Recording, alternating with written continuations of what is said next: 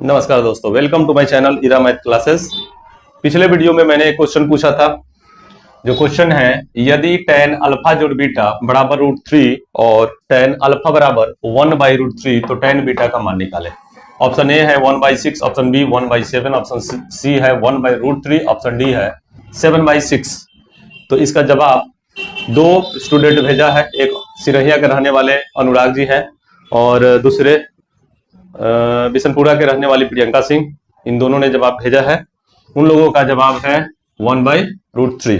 ठीक है, बना के अब देखा जाए कि उन लोगों का भेजा हुआ जवाब सही है या गलत है। तो जैसे कि क्वेश्चन हमने पूछा था, क्वेश्चन क्या है कि tan अल्फा जोड़ बीटा जो है ये √3 है। अब बताइए आप लोग कि tan में √3 का मान कितने डिग्री का होता है। तो √3 का जो वैल्यू होता है tan में 60 डिग्री का होता है, मतलब 60 डिग्री का होता है। तो यहाँ पे हम लोग लिखेंगे कि tan अल्फा जोड़ बीटा बराबर tan 60 डिग्री। इधर tan उधर tan गायब हो जाएगा, तो अल्फा जोड़ बीटा बराबर 60 डिग्री आ जाएगा। ठीक है, अब यहाँ पे एक और चीज दिया है। क्या दिया है कि tan अल्फा बराबर 1/√3 दिया है। तो tan में 1/√3 का मान कितने डिग्री का होता है? 30 डिग्री का होता है। चलिए, तो tan अल्फा और ये हो जाएगा आपका tan 30 degree. Therefore alpha equal to कितना होगा? 30 डिग्री हो जाएगा। तो अल्फा का मान तो हम लोगों ने पता किया, और यहाँ अल्फा और बीटा दोनों को जोड़ा गया है तो 60 डिग्री है। तो चूंकि हमें पता है कि अल्फा जोड़ बीटा बराबर 60 डिग्री होता है, तो यहां से हम लोग बीटा का मान निकाल लेंगे। कैसे निकालेंगे बीटा का मान? देखिए इधर, तो अल्फा के जगह पे हम लोग 30 डिग्री भर दिए। 30 डिग्री प्लस बीटा बराबर 60 डिग्री, तो बीटा बराबर हो जाएगा 60 डिग्री माइनस 30 डिग्री बराबर आया कितना? 30 डिग्री। वैल्यू किसका निकालना है? तो tan अल्फा का।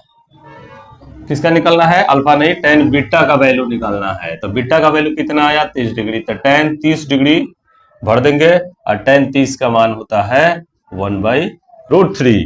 तो tan 30 का यानी कि आंसर जो है सही है। Thanks to Anurag and Priyanka, आप लोग इसी तरह से आंसर दिया कीजिए। ठीक है, चलिए किसी को सॉल्यूशन देखना है, देख लीजिए। आते हैं अब नेक्स्ट क्वेश्चन पे। क्वेश्चन आप लोग बनाया कीजिए, क्वेश्चन सॉल्व नहीं कीजिएगा फिर एग्जाम में प्रॉब्लम होगा। तो जैसे क्वेश्चन नंबर 1 है, तो क्वेश्चन नंबर 1 जो है क्या है? यह है कि यदि a cos थीटा जोड़ b sin थीटा बराबर दिया है 4, और दूसरा है a sin theta plus minus है a sin theta minus b cos theta बराबर क्या है? 4 है। मतलब ये भी 4 वो भी 4। क्वेश्चन क्या है? ये भी 4 है वो भी 4 है। अब क्या किया जाए कि अब स्क्वायरिंग बोथ साइड करके देखा जाए। स्क्वायरिंग बोथ साइड करके इसको जोड़ देंगे तो कट जाएगा। तो दोनों तरफ वर्ग कर जोड़ने पर, दोनों तरफ वर्ग करके, दोनों तरफ वर्ग करना पड़ेगा। पहले वर्ग कर जोड़ने पर वर्ग कीजिएगा तो ये कितना आ जाएगा? a square cos square theta, ये कितना आएगा? B square sine square theta, plus a square जोड़ b स्क्वायर प्लस 2ab होता है। तो 2ab लिखेंगे तो क्या लिखेंगे? 2ab sine theta into cos theta. हम सजा के लिख दे रहे हैं, प्लस अब इसको तोड़िए, ये क्या है? a माइनस बी का होल स्क्वायर। तो a square sine square theta plus b square cos square theta, और हो जाएगा minus 2ab sine theta into cos theta, और बराबर के उधर 4 का स्क्वायर 16, फिर 4 का स्क्वायर 16। अब देखिए इधर कटने वाला 2ab ये कट जाएगा। अब यहाँ पे जो कॉमन है क्या है? a स्क्वायर कॉमन अगर हम ले ले तो क्या मिलेगा? साइन स्क्वायर थीटा जोड़ कॉस स्क्वायर थीटा मिलेगा। इन दोनों में कॉमन क्या है? b square. क्या मिलेगा? यहां भी आपको मिल जाएगा साइन स्क्वायर थीटा जोड़ कॉस स्क्वायर थीटा, अब बराबर हो जाएगा 32। 16 16 32। तो साइन स्क्वायर थीटा जोड़ कॉस स्क्वायर थीटा का फॉर्मूला हम लोग पढ़े हैं कि साइन स्क्वायर थीटा जोड़ कॉस स्क्वायर थीटा बराबर 1 होता है। तो इसका भी वैल्यू 1, इसका भी वैल्यू 1, यानी कि क्या लिखेंगे? a स्क्वायर गुना 1 प्लस b स्क्वायर गुना 1 बराबर 32। देयरफॉर a स्क्वायर जोड़ b स्क्वायर बराबर 32। यही निकालना था। जो कि आंसर ऑप्शन में है ही नहीं। आंसर जो है ऑप्शन में नहीं है, तो 32 इसका आंसर आएगा, दूसरा आंसर नहीं आएगा, तो ये आउट ऑफ ऑप्शन दे दिया है। चलिए, तो ऑप्शन जो है इसका आंसर क्या आएगा, आंसर आएगा 32। चलिए नेक्स्ट क्वेश्चन देखते हैं, ये हो गया। चलिए क्वेश्चन नंबर 2 देखते हैं। क्वेश्चन नंबर 2 क्या है, क्वेश्चन नंबर 2 है √2 into sine pi by 4 plus cos pi by 4 तो बराबर √2। पाई का मतलब क्या होता है, पाई मतलब 180 डिग्री, पाई मतलब 180 डिग्री, तो पाई बटा 4 करेंगे तो कितना आ जाएगा, 45 डिग्री। तो इसको हम लोग लिख सकते हैं साइन 45 डिग्री जोड़ कॉस 45 डिग्री। अब √2 इंटू साइन 45 का मान 1/√2, कॉस 45 का मान 1/√2, तो √2 इंटू √2 क्या हो जाएगा, एक आया कि 2, 2 बटा √2 खत्म, आया क्या 2 आंसर आया। तो क्वेश्चन नंबर 2 का आंसर क्या होगा, बी हो जाएगा। क्वेश्चन नंबर 2 का ऑप्शन क्या आएगा, बी आंसर राइट आंसर होगा, ये हो गया। चलिए क्वेश्चन नंबर 3 के तरफ चलते हैं। क्वेश्चन नंबर 3 क्या कहता है, क्वेश्चन नंबर 3 कहता है कि दो वृत्तों के क्षेत्रफलों का अनुपात दिया है। 3 नंबर क्वेश्चन, दो वृत्तों के क्षेत्रफलों का अनुपात। तो वृत्त के क्षेत्रफल का फॉर्मूला क्या होता है, वृत्त का क्षेत्रफल बराबर होता है पाई आर स्क्वायर। तो अगर एक वृत्त को की त्रिज्या कैपिटल आर कहें और दूसरे वृत्त की त्रिज्या को स्मॉल आर कहें तो क्या आएगा, पाई आर स्क्वायर अनुपात पाई आर स्क्वायर बराबर, इसका अनुपात क्या दे रहा है, एक्स स्क्वायर अनुपात वाई स्क्वायर। तो हम लोगों को त्रिज्याओं का अनुपात निकालना है, यानी कि रेडियस का अनुपात निकालना है। तो बटा में ले लेते हैं, पाई आर स्क्वायर बटा में पाई आर स्क्वायर बराबर एक्स स्क्वायर बटा वाई स्क्वायर। पाई से पाई खत्म हो जाएगा, इधर कैपिटल आर बटा स्मॉल आर का स्क्वायर करें और इधर एक्स बटा वाई का स्क्वायर करें, तो पावर इक्वल तो बेस इक्वल, बेस इक्वल तो पावर इक्वल, तो पावर इक्वल है इसका मतलब बेस इक्वल होगा कैपिटल आर बटा स्मॉल आर बराबर एक्स बटा वाई। तो इसको आर अनुपात आर लिखे तो एक्स अनुपात वाई, यानी कि त्रिज्याओं का अनुपात कितना आया, एक्स अनुपात वाई। तो सीधे आपका आंसर हो जाएगा डी आंसर हो जाएगा।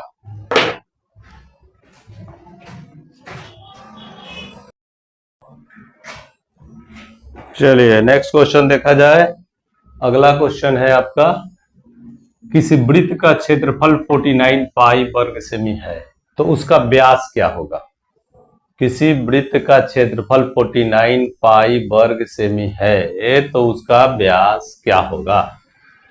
चलिए 4 नंबर का सॉल्यूशन देखा जाए। तो वृत्त का क्षेत्रफल क्या होता है, पाई आर स्क्वायर, कितना दे रहा है 49 पाई, पाई से पाई खत्म, आर स्क्वायर जो है ये 49, 7 का स्क्वायर है, आर बराबर 7, आर का वैल्यू हम लोग निकाल लिए, कितना आया 7, देयरफॉर व्यास बराबर क्या फॉर्मूला होता है, तो 2r होता है, यानी 2 गुने 7, कितना आया 7 गुना 14 सेमी। तो 4 नंबर का आंसर क्या हो जाएगा, बी। ठीक है, चलिए next question 5 number. 5 number question क्या है कि 5 चक्रों में 14 सेमी त्रिज्या के पहिया के द्वारा तय की गई दूरी, पहिया जो होता है ना, गोल पहिया होता है, उसका त्रिज्या दिया है 14 सेमी दिया है। अगर 14 सेमी त्रिज्या का पहिया है तो एक चक्कर का मतलब क्या होता है, उसका परिधि। अब जैसे गोल कोई चीज है, ओकरा के क्या किया जाए, उसका परिधि निकालेंगे तो उसका लंबाई निकल जाए, एक जगह से काट के लंबा दीजिए तो कट के जो बड़ा होगा तो उसको क्या कहेंगे, उसका लेंथ कहेंगे, लंबाई कहेंगे, और गोल कर दिए तो परिधि कहेंगे।